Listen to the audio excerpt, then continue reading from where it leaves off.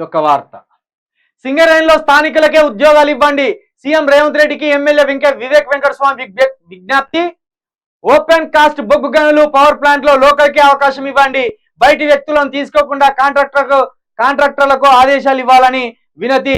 బయటి వ్యక్తులు అంటే మొత్తం అక్కడ ఉన్న వాళ్ళని కూడా కాకుండా 80% 20%, 80-20 విధంగా తీసుకోండి. ఎందుకంటే 80% అక్కడ లోకల్ ఉన్న వాళ్ళకి ఇవ్వండి. తర్వాత తెలంగాణ వ్యాప్తంగా ఎవరైనా ఇంట్రెస్ట్ ఉంటే ఇవ్వండి.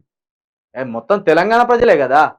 మళ్ళీ అది కూడా మళ్ళీ జిల్లాల వారీగా నియోజకవర్గాల వారీగా తీసుకుంటే అది మరింత పార్షవాలిటీ అవుతుంది. అది సింగరేణి అనేది మొత్తం మన తెలంగాణకి సంబంధించిన ఆస్తి, అది మన ఆస్తి. దాంట్లో 80% ఆ ప్రాంత స్థానికులకు ఇవ్వండి, తప్పులేదు. 100కు 100% ఇస్తే ఎట్లయితుంది? అది కరెక్ట్ కాదు.